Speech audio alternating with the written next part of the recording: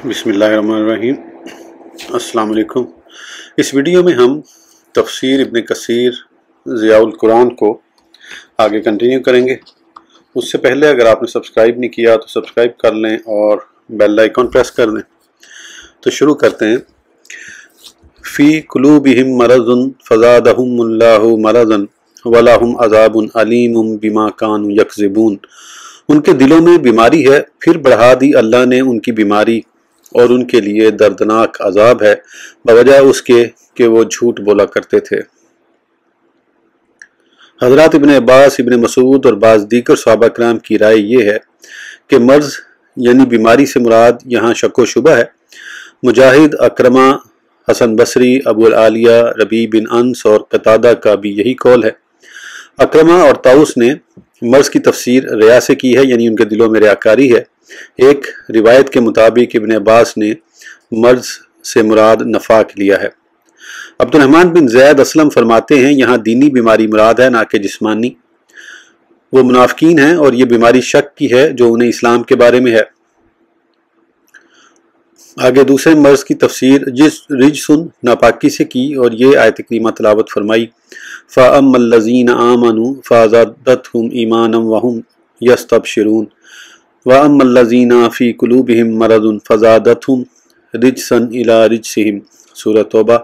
तो वो सुन लें, ईमान वालों के ईमान में इस सूरत ने इजाफा कर दिया है और वो खुशियाँ मना रहे हैं, और जिनके दिलों में नफाक का रोग है तो बढ़ा दी इस सूरत ने उनमें और पलीदी उनकी साबका पलीदी पर।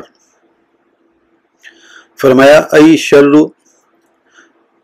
शर इला शर्रिहिम व दलालतन इला दलालतिहिम, यानी शर पर शर और गुमराही पर गुमराही। अब्दुर्रहमान की जिक्र करदा ये तफसीर उम्दा है, उनके अमल की यही मुनासिब जज़ा है। साबिक मुफस्सरीन ने भी यही कहा है और उसके मुशाबे ये आयत भी है, वल्लज़ीना इहतदौ ज़ादहुम हुदम व आताहुम तक़वहुम। सूरह मोहम्मद। और जो लोग राह हिदायत पर चले अल्लाह ताला बढ़ा देता है उनके नूर हिदायत को और उन्हें तकवा की तौफीक बख्शता है। बिमा कानू यकज़िबूना युकज़िबून करके इसे युकज़िबून करके भी पढ़ा गया है और इन दोनों रजील आदतों से मुत्सिफ थे।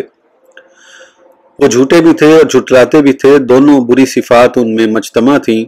कुर्तुबी वगैरह मुफस्सरीन से पूछा गया कि बाज़ मुनाफिकीन का नफाक जाहिर हो जाने के बावजूद रसूल खुदा सल्लल्लाहु अलैहि वसल्लम ने उन्हें कत्ल करने का हुक्म क्यों सादर नहीं फरमाया। उन्होंने उसके चंद जवाबात इरशाद फरमाए हैं। सहीहीन यानी बुखारी व मुस्लिम की रिवायत में है कि नबी अकरम सल्लल्लाहु अलैहि वसल्लम ने हज़रत उमर से इरशाद फरमाया, मैं ये बात नापसंद करता हूँ कि अहले अरब ये कहें कि मोहम्मद सल्लल्लाहु अलैहि वसल्लम अपने साथियों को कत्ल कर डालते हैं। उसमें ये खदशा था कि कर्ब जवार के बहुत से अरब दायरा इस्लाम में दाखिल होने से गुरेजा रहेंगे, क्योंकि उन्हें ये तो मालूम नहीं हो सकेगा कि उन्हें उनके नफाक और कुफल की बिना पर कत्ल किया गया है। वो सिर्फ ज़ाहिरी सूरत हाल को ही देखकर ये कहने लगेंगे कि मोहम्मद सल्लल्लाहु अलैहि वसल्लम अपने साथियों को कत्ल कर डालते हैं। कर्तबी लिखते हैं, हमारा और हमारे उलमा का कौल यही है जैसा कि आक़ाए दो आलम सल्लल्लाहु अलैहि वसल्लम मुअल्लफ़ कुलूब को उनकी बदइत्कादी के बावजूद अता फरमाते थे। इब्न अतिया का कौल है कि इमाम मालिक के असहाब का यही तरीका है। मोहम्मद बिन जहम, काजी इस्माइल अबहरी और इब्न माजशून ने इसी पर नस कायम की है। हज़रत इमाम मालिक का कौल है कि रसूलुल्लाह सल्लल्लाहु अलैहि वसल्लम मुनाफिकीन के कत्ल से इसलिए गुरेज़ां रहे ताकि आप सल्लल्लाहु अलैहि वसल्लम की उम्मत को ये इल्म हो जाए कि हाकिम अपने इल्म की बिना पर फैसला नहीं कर सकता। कुर्तुबी का कौल है कि तमाम उलमा का इस बात पर इत्तफाक है कि काजी अपने इल्म की बिना पर कत्ल नहीं कर सकता, गो दीगर मसाइल में इख्तलाफ है। कुर्तुबी लिखते हैं कि इसकी एक तौजीह वो है जो इमाम शाफी ने जिक्र फरमाई है कि रसूलुल्लाह सल्लल्लाहु अलैहि वसल्लम मुनाफिकीन के कत्ल से इसलिए रुके रहे कि वो इस्लाम जाहिर करते थे, हालांकि आप सल्लल्लाहु अलैहि वसल्लम को उनके नफाक का इल्म था, क्योंकि इस्लाम का इजहार साबका गुनाहों को मिटा देता है। इसकी तायीद सहीहीन वगैरह की इस हदीस से भी होती है जिसकी सेहत पर सबका इत्तफाक है कि रसूलुल्लाह सल्लल्लाहु अलैहि वसल्लम ने इरशाद फरमाया, मुझे हुक्म दिया गया है कि लोगों से जंग करूं यहाँ तक कि वो ला इलाहा इल्लल्लाह कह दें। जब उन्होंने ये कलमा कह दिया तो अपनी जानों और माल को मुझसे बचा लिया, मगर हक के साथ, और उनका हिसाब अल्लाह तबारक व तआला के जिम्मे है। اس حدیث کا مطلب یہ ہے کہ کلمہ لا الہ الا اللہ کہہ دینے سے ظاہراً آدمی پر اسلام کے احکام لاگو ہو جاتے ہیں۔ اگر وہ اس کا اعتقاد بھی رکھتا ہو تو دار آخرت میں اس کو ثواب ملے گا، لیکن اگر وہ اس کی حقانیت کا عقیدہ نہیں رکھتا تو دینی احکام کا اس پر جاری ہونا اور اہل ایمان کے ساتھ میل جول اسے کوئی نفع نہیں دے گا۔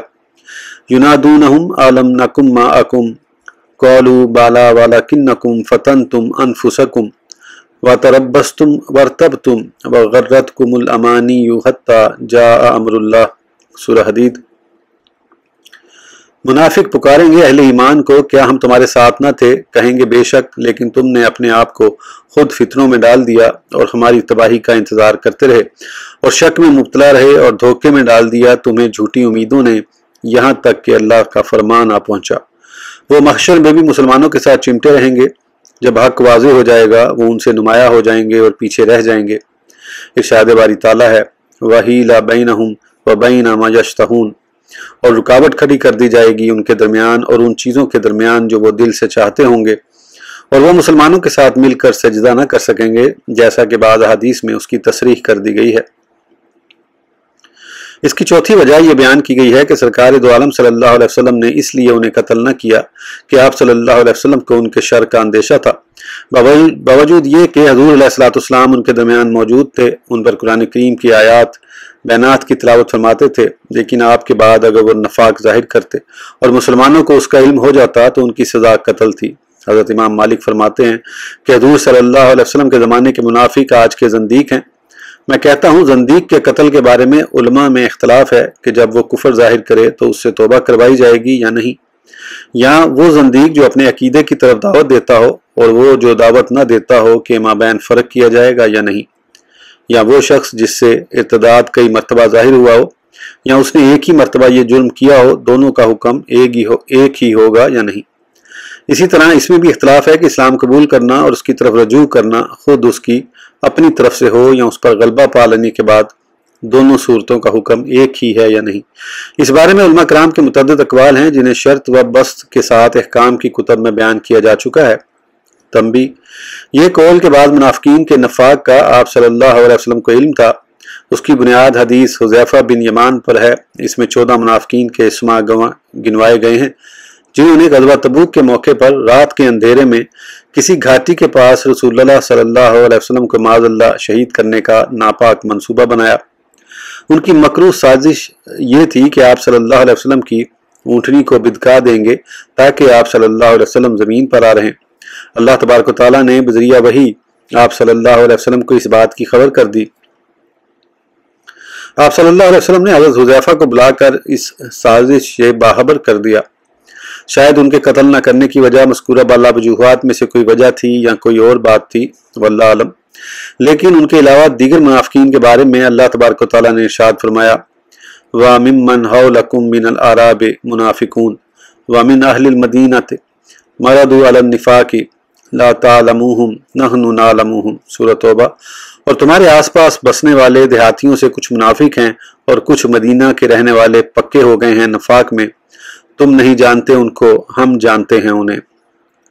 اور فرمایا لَإِن لَمْ يَنْتَهِ الْمُنَافِقُونَ سے لے کے وَقُتِّلُوا تَقْتِيلًا، ترجمہ، اور اگر اپنی حرکتوں سے باز نہ آئے منافق اور جن کے دلوں میں بیماری ہے اور شہر میں جھوٹی افواہیں اڑانے والے، تو ہم آپ کو مسلط کر دیں گے ان پر، پھر وہ نہ ٹھہر سکیں گے آپ کے پاس مدینہ طیبہ میں مگر چند روز، وہ بھی اس حال میں کہ ان پر لعنت برس رہی ہوگی، جہاں پائے جائیں گے پکڑ لیے جائیں گے اور جان سے مار ڈالے جائیں گے۔ اس سے معلوم ہوتا ہے کہ اس وقت تک آپ صلی اللہ علیہ وسلم کو بھی ان کا مکمل علم نہیں دیا گیا تھا، صرف ان کی صفات ذکر کی گئی تھیں جن کی بنا پر آپ صلی اللہ علیہ وسلم ان کو پہچانتے تھے، جیسے اللہ تبارک و تعالیٰ نے ارشاد فرمایا وَلَوْ نَشَاءُ لَأَرَيْنَاكَهُمْ فَلَا عَرَفْتَهُمْ بِسِيمَاهُمْ وَلَا تَعْرِفَنَّهُمْ فِي لَحْنِ الْقَوْلِ، سورہ محمد۔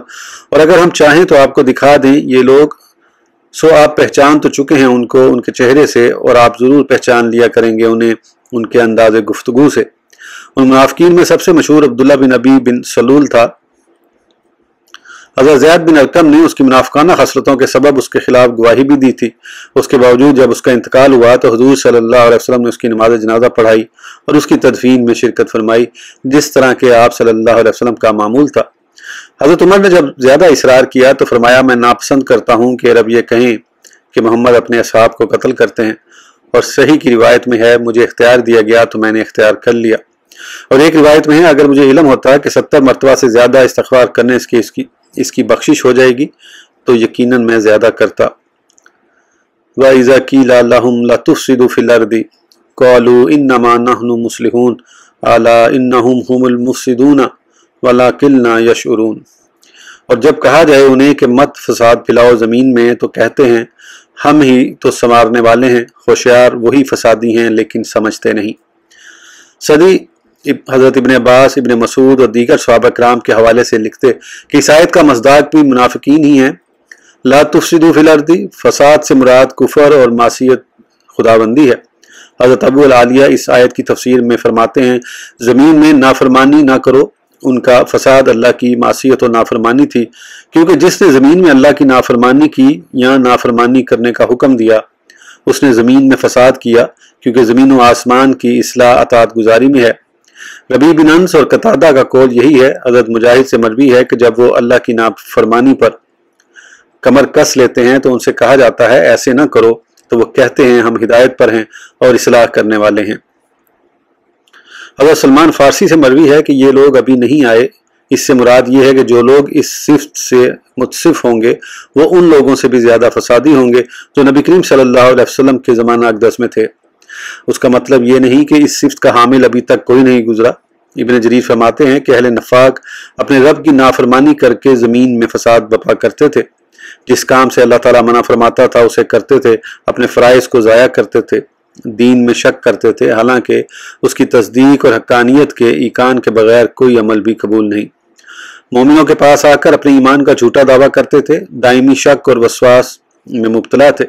جب بھی موقع ملتا اہل اللہ کے مقابلے دشمنان خدا اور رسول کی اعانت کرتے، یہ ان کی طرف سے زمین میں فساد برپا کرنا تھا، حالانکہ وہ یہ گمان کرتے تھے کہ اپنے افعال کے ساتھ وہ زمین میں اصلاح کرنے والے ہیں۔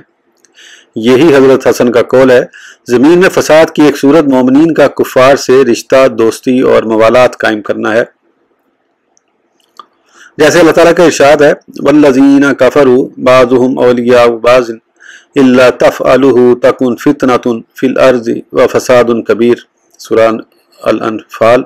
وہ لوگ جنہوں نے کفر اختیار کیا وہ ایک دوسرے کے حمایتی ہیں، اگر تم ان حکموں پر عمل نہیں کرو گے تو برپا ہو جائے گا فتنہ ملک میں اور پھیل جائے گا بڑا فساد۔ اس آیت میں اللہ تعالیٰ نے کفار اور مسلمانوں کے باہمی دوستانہ تعلقات ختم کر دیے۔ پھر ایک جگہ ارشاد فرمایا یا ایھا الذین آمنوا لا تتخذوا الکافرین اولیاء من دون المؤمنین اتریدون ان تجعلوا للہ علیکم سلطانا مبینا۔ پھر فرمایا ان المنافقین فی الدرک الاسفل من النار ولن تجد لهم نصیرا، سورہ نساء۔ اے ایمان والو، نہ بناؤ کافروں کو اپنا دوست مسلمانوں کو چھوڑ کر، کیا تم ارادہ کرتے ہو کہ بنا دو اللہ تعالیٰ کے لیے اپنے خلاف واضح دلیل؟ بے شک منافق سب سے نچلے طبقے میں ہوں گے دوزخ کے طبقوں سے، اور ہرگز نہ پائے گا تو ان کا کوئی مددگار۔ منافق چونکہ ظاہری طور پر ایمان قبول کیے ہوتا ہے لہذا اس کا معاملہ مومنین پر مشتبہ ہو جاتا ہے، لہذا فساد منافقین کی طرف سے ہے، کیونکہ اس نے ہی تو مومنین کو دھوکہ دیا اپنی اس بات کے ساتھ جس کی کوئی حقیقت نہیں، اور مومنین کو چھوڑ کر کفار سے رشتہ موالات باندھا۔ اگر وہ اپنی پہلی حالت یعنی کفر پر رہتا تو اس کا شر کم ہوتا، اگر اس کے عمل میں اخلاص ہوتا اور قول و فعل میں تضاد نہ ہوتا تو وہ کامیاب و کامران ہوتا۔ اسی لیے اللہ تعالیٰ نے فرمایا وَإِذَا قِيلَ لَهُمْ لَتُفْسِدُوا فِي الْأَرْضِ قَالُوا إِنَّمَا نَحْنُ مُصْلِحُونَ۔ ہم دونوں فریقوں مومنین اور کفار کے ساتھ تعلق خاطر رکھتے ہیں اور ان کے ساتھ اتفاق رکھتے ہیں۔ حضرت ابن عباس اس آیت کی تفسیر میں فرماتے ہیں وہ کہتے ہیں کہ ہم فریقین مومنین اور اہل کتاب کی اصلاح کرنا چاہتے ہیں۔ اللہ تعالیٰ فرماتا ہے الا انہم هم المفسدون ولکن لا یشعرون، وہ چیز جس پر ان کا اعتماد ہے اور یہ گمان ہے کہ یہ اصلاح ہے وہ عین فساد ہے، لیکن بوجہ جہالت کے انہیں اس کا شعور تک نہیں۔ اس ویڈیو کے لیے اتنا ہی، پھر انشاءاللہ اگلی ویڈیو میں آگے کنٹینیو کریں گے. اس وقت تک کے لیے اجازت دیجیے. سبسکرائب کرنا نہ بھولیں. اللہ حافظ.